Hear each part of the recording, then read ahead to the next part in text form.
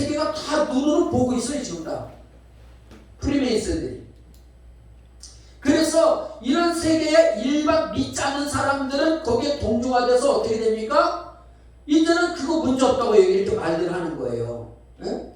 주로 동성애나 어떤 동성은 반대하는 사람들이 누구죠? 그리스도인들이에요. 일반인도 별로 많지 않습니다. 그리스도인들이 다 반대하는 거예요. 우리도 이번에 문재인 정부가 여러 불법과 불의를 행할 때 주로 강화문이나 나선 사람이 거의 다 누군지 아세요? 거의 다 크리스천들이에요. 수지에서 서로 몰랐는데 카퍼레이드하고 그리고 이 불법에 대해서 많은 사람들이 나서 시위를 하고 1인 시위하고 활동을 해요.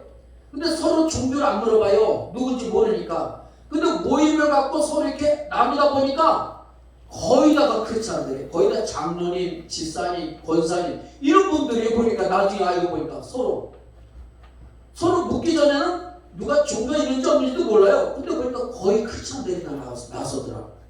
야, 역시 빛과 소금의 역할을 감당해. 크리스찬들은 의식이 달라요. 세상 사람과 다릅니다. 생각 판단력이 달라요. 진정한 크리스찬은 그런 불의에 대해서 묵갈 수가 없는 거죠. 어떻게 묻어갈 수 있습니까? 그러면 타락된 사람들이 하나와 다를 바가 없는 거죠. 그래서 그래서 말이죠. 이 동성애는 일반 사람들은 더 이상 금기시해야 될 변태 성욕이 아니라 새로운 자유의 스타일이라고 이렇게 여깁니다. 새로운 스타일이다 이렇게 여깁니다. 그래서 이걸 따르는 사람들이 미혹받고 혀로 뛰어져 가는 사람들이 많이 있습니다. 그런데 동성애는 성경적으로 뭡니까? 이거는 죄라는 거예요. 국가적으로도 이건 뭐예요? 반사회적인 것이에요. 동성애는 범이 잘못된 겁니다. 이거를 선포해야 된다는 거예요. 이것이 이 나라와 사회를 복받게 하고 잘 살아가게 만드는 결과를 가져오게 되는 겁니다. 그리고 우리 동성애자들 우리가 차별합니까? 차별 안 해요. 차별이란 말은 누가 만들어요? 자기들이 만들어요. 자기들이 만들어서 왜 차별해? 이렇게 말하는 겁니다. 우리는 동성애자들을 차별하지 않습니다. 동성애자들을 불쌍히 여길 뿐이에요. 그들이 잘못되고 틀린 길로 바로 돌아오도록 지적해줘 깨닫게 하고 돌아오게 해주는 거지 그들을 차별하는 게 아니에요. 근데 차별한다고 그들은 말을 해요. 우리가 차별하는 거 아니에요. 우리는 여러분 우리 그리스도들은 어때요? 얼마나 사랑해요. 사람들 궁일이 여기고요. 도와주고요. 용서하고요. 사랑하고요. 많이 베풀어요. 크리스천들은 차별하지 않습니다. 예? 이슬람 사람들이 크리스천들 너 성령 모독해서 죽여도요. 우리 그냥 당하는 거예요. 우리 예수 그리스도 믿는 사람이 너 성경 모독해서 예수 모독해서 그렇게 해갖고 여러분 목 치는 거 봤어요? 없어요. 크리스천들은 그게 없어요. 근데 누가 주는 그런 겁니까? 무슬림들이 기도합니다. 이슬람 사람들은요, 뭐 성경 모독했다면 우리 알라씨 모독했어? 일로와 이렇게 친다고. 근데 예수 믿는 사람은 그렇게 해야 안 해요? 안 해요. 예수님을 뭐 어떻게 했던 성경을 뭐 밟았던 찢었던 크리스천들은 뭐예요? 기도합니다. 기도. 하나님 저를 불쌍히 해주세요. 저를 구원해 주세요. 기도합니다. 그래서 다른 거예요. 누가 이 동생들을 우리가 누가 차별합니까?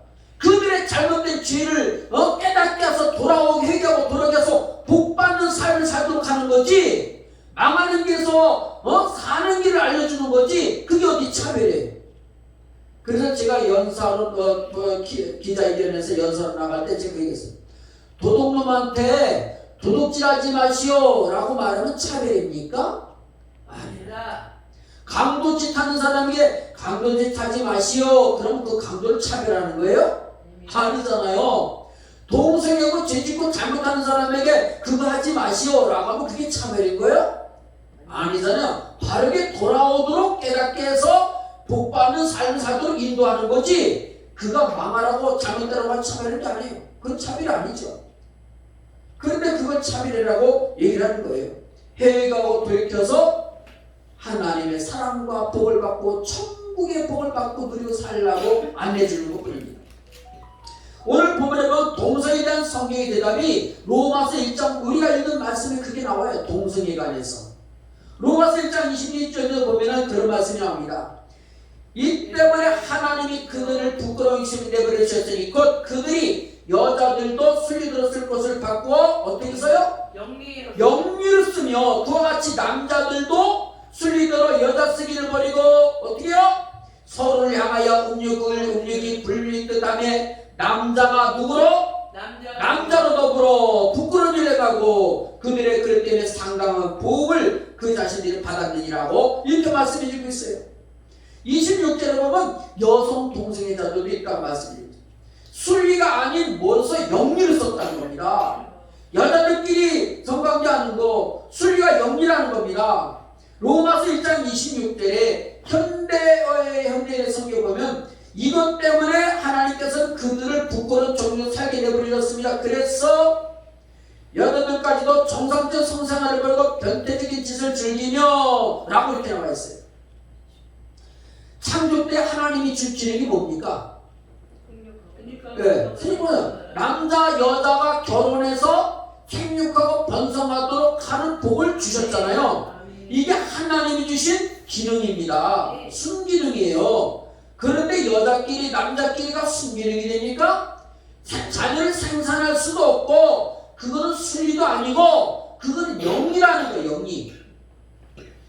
그래서 이런 것들에 대해서 성경 뭐냐? 그런 부권위를 향함으로 말미암아 마땅한 대가를 받았다. 상당한 공을 받았다. 이렇게 말합니다.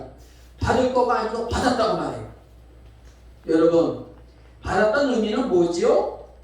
이 의미는 그들이 행함으로써 질병과 거기에 대한 마음의 불편함과 그 죄악과 심판과 모든 게 다 임한 거예요.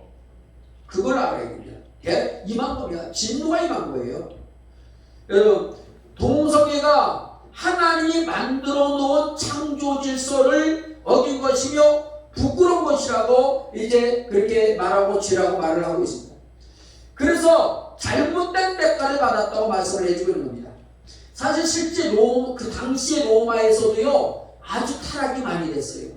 그래서 이 로마의 그 황제는 항상 고심에 성병 환자들이 있었기 때문에 이 문제를 치료하기 위해서 고심을 많이 했다고 하는 역사적인 기록도 있습니다. 그래서 로마 역사학자 타키토스라고 하는 역사학자는 로마 황제 최대의 고민이 성병 처리였다 이렇게 얘기를 했어요. 그래서 동성애자들이 극수로 퍼진 부분들이 있었고 이런 성병 환자들이 옛날에 없었겠어요? 옛날에는요 남창이 있었고 여창이 있었습니다. 근데 그게 뭐냐면 우상 숭배하고 연관이 돼 있어요. 여자 사제들이 그 남자들과 그런 성전 앞에서 그런 성행위를 하는 그런 일들이 있었습니다. 그래서 뭐 아다니우스라고 하는 여신 이런 거 나온 거 보면요 여자들이요 저들이나 뭐 온몸이 다 젖이에요. 그래서 그런 것들이 있었고 그런 행위를 통해서 어떤 신이 응답을 받는가. 그러니까 바알신은 남자 신이고 아스가롯은 여자 신이고 부부 신이에요. 그래서 뭐 비를 내려주고 뭐 채소를 자라게 하고 그 서로 신들이 뭐 이렇게 해가지고 비가 오는 거다 성행위에서 비가 오는 거다 이런 것들을 만들어내고 말이죠. 그래서 하나님께서 그렇게 행하는 자마다 엄청난 심판을 내셨다는 것을 성경은 기록해 주는 겁니다. 오늘날도 마찬가지예요. 우리 사회가 이렇게 동성애나 불행에 편만하게 되면요 반드시 하나님의 엄청난 심판을 받게 됩니다. 하나님 그냥 두시지 않아요. 제약을요.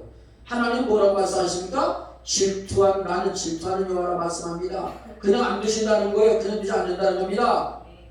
그래서 이런 가증한 일들이 일어나게 되는 것이 하나님의 창조 질서를 어기는 것이라는 거예요.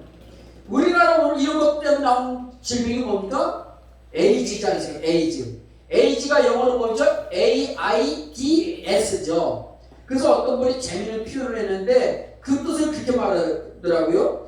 A는 아이고, E는 이제, D는 다, S는 살았다. 아이고 이제 다 살았다.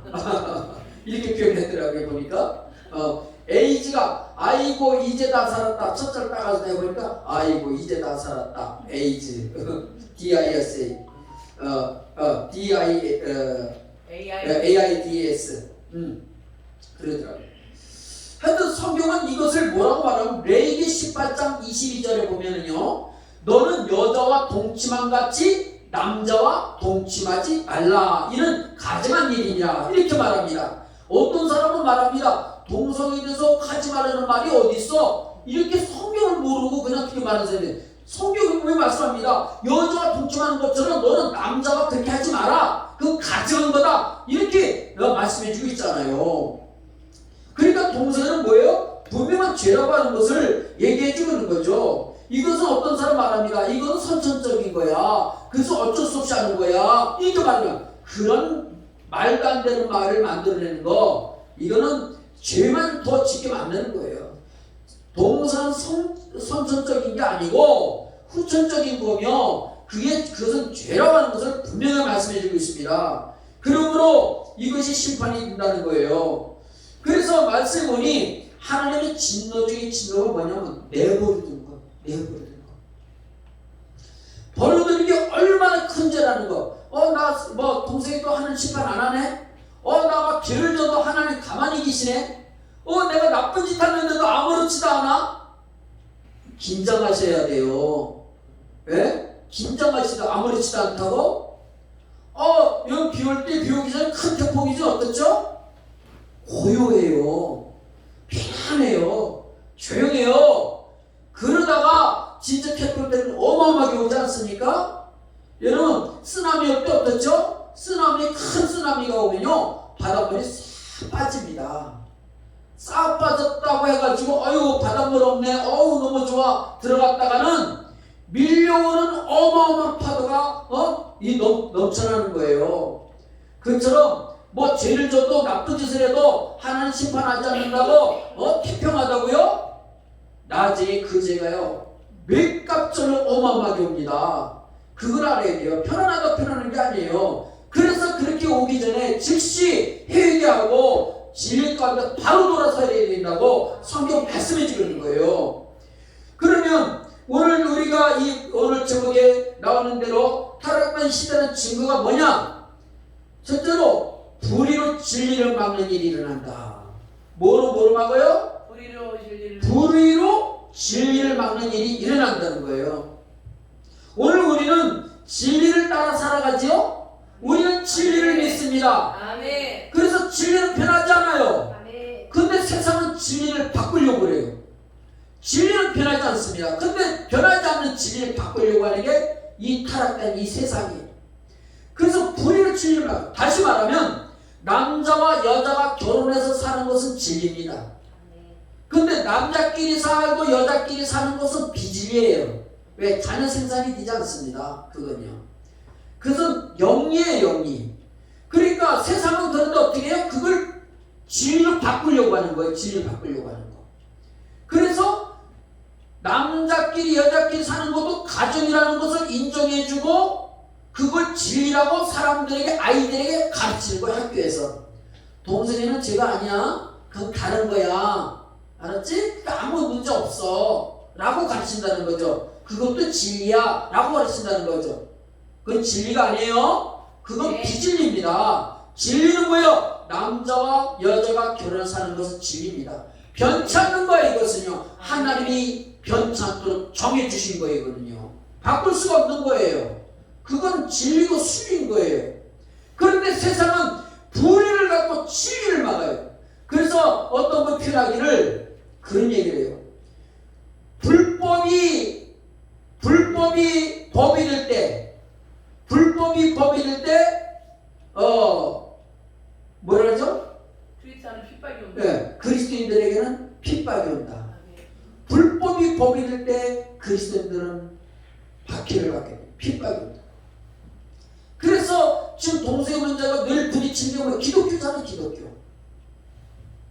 그렇습니다.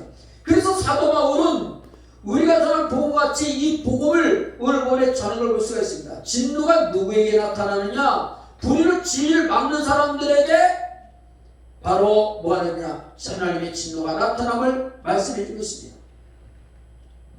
그래서 이렇게 하나님의 진노가 오면 어떤 문제가 되느냐? 그들의 육체와 영혼은 지옥에 떨어집니다.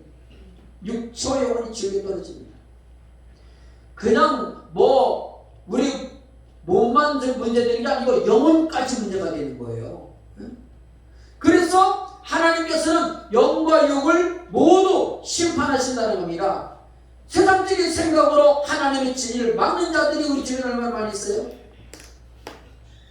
그래서 로마서 1장 17절에 의인은 믿음으로 말미암아 살리라 이렇게 말씀합니다. 그리고 두 번째는 뭡니까? 여기서 보면은 진리를 거짓으로 바꾸는 일이 난다. 마지막 시대가 되면 타락된 시대라는 증거가 두 번째가 뭐냐면 진리를 거짓으로 바꾼다는 거예요. 개인 신앙에 치중하다 보면 시대의 그 흐름을 놓치거나 그런 게 떠밀어 갈 수가 있습니다. 이 시대는 빠른 속도로 변화하고 있지요. 그래서 동성간에 결혼하는 나라들이 늘어나고 있고요. 영국 같은 데는 동성혼을 인정하지 않습니까? 보호받지 없죠. 꼼짝부터 그렇게 다 하고 있어요. 그래서 영국의 그 장들이 한국한테 많이 경고합니다. 절대 허용하지 말라. 끝까지 싸워라. 중간에 포기하면 안 된다. 우리는 그거를 포기했기 때문에 이렇게 문제가 됐다. 그런 얘기를 해요. 이런 것들 때문에 지금 전 세계가 여러 가지 많은 그 문화 충돌이 일어나고 어떤 그 하나님과 같은 질서와 비진리 이게 충돌하고 있는 걸 볼 수 있습니다. 진리를 거짓으로 바꾸는 거짓으로. 하나님의 질서가 뭡니까? 순리했습니다. 그런데 이거를 영리로 쓴다는 겁니다. 그래서 성경 너는 여자 겹함같이 남자 겹하지 말라 이런 가정한 일이다. 명백하게 동성애를 지라는 것을 금하고 있습니다. 요즘은 비정상적인 것이 오히려 정상적인 것처럼 보이는 시대가 됐습니다. 진리를 거짓으로 바꾸기 때문에 사람의 인식도 그렇게 되는 거예요. 그러니까 히틀러를 만들었던 게벨스가 한 얘기가 뭡니까? 거짓말을 자꾸 하면 진짜로 믿게 된다. 그렇게 되죠. 히틀러를 크게 만든 이 게벨스가 하는 말이에요. 거짓도 자꾸 말하면 진짜로 믿는다는 거예요. 그 선동의 아주 대가 아닙니까? 사람은 영과 육이 있어. 어떤 천사적인 요소도 있고 동물적인 측면도 있어요. 그런데 육의 본능을 쫓아 살면 동물 취급을 갖고 살아가면 결국 타락되고 짐승 이하에 모순할 수밖에 없는 거예요. 그러나 우리가 하나님 말씀에 따라 살아가면 바로 우리는 하나님 앞에 하나님 기뻐하는 온전한 인간의 삶을 살아갈 수가 있는 겁니다. 아멘. 사람이 사람 노릇해야 사람이지 사람이 타락되면 짐승만도 못한 게 사람이에요. 하나님께서는 사람에게 양심을 주셨습니다. 그리고 말씀을 주셨습니다. 옳고 그름을 분별할 수 있는 판단력도 주셨어요. 그래서 우리는 양심에 따라 살아가지. 믿지 않는 사람도 기본적인 것들은 다 있습니다. 양심과 윤리 도덕이 다 있어요. 근데 그것마저 버리고 하면 결국 영행을 하게 되면 심판을 받게 됩니다. 성적 타락에는 반드시 하나님의 심판이 따르게 된다는 거예요. 그래서 성경은 누차 강조해 주고 있어요. 그것을. 역사적 그 토인비는 그 18세기에 멸망한 그런 큰 도시들을 보면 거의 다가 이 성적 타락에서 왔다고 얘기해요. 하나님께서는 노아 시대나 소돔 고모라 시대도 심판하실 때는 그들이 그냥 심판한 게 아니라 다 거기만 동성애가 들어있어요. 동성애가 있음으로 인해서 그 사이가 타락됐음을 보여주고 그래서 하나님 심판하셨다는 것을 성경이 그렇게 분명하게 말씀해 주고 있습니다. 우리가 잘못된 것을 잘못됐다고 그것은 아니라고 말하는 것은 오히려 그것이 복인 거예요. 근데 그렇게 말하는 사람도 없고 얘기해 준 사람도 없다면 그래서 그 욕심에 따라 살아간다면 그것은 심판당한 거예요. 그냥 내버려 두는 것은 하나님의 심판이에요. 그래서 로마서 1장 17절에 저희의 그릇 때문에 상당한 복을 받았느니라 이렇게 말합니다. 자신에게 받았느니라. 그래서 이 시대를 본받쳐 우리는 깨어 기도해야 되는 겁니다. 말세에 경건하게 살고자 하는 사람은 핍박을 받게 된다고 디모데후서 3장 12절에 이렇게 말씀합니다. 우리가 말씀을 지켜서 경건하게 살려고 하면 핍박을 당해요. 참 신기하죠? 아니 우리가 잘못되게 사는 것도 아니고 하나님 말씀에 따라서 질서를 따라 잘 살려고 하는데 왜 핍박을 당해요? 에? 우리가 선한 일을 도와주고 이렇게 살면 왜 핍박을 당합니까? 우리 그리스도인들이 세상에 얼마나 빛과 소금의 역할로 얼마나 유익되게 살아요. 그런데 왜 기독교를 핍박하고 조롱하고 그렇게 욕을 합니까? 대한민국의 안티들, 기독교 안티들 왜 그렇게 기독교를 욕합니까? 걔 중에 한두 사람 핑계대고서 누가 이랬어, 누가 이랬어. 요새 바이러스도 마찬가지예요. 차이나 바이러스가 교회가 진원지입니까? 아니요. 아니요.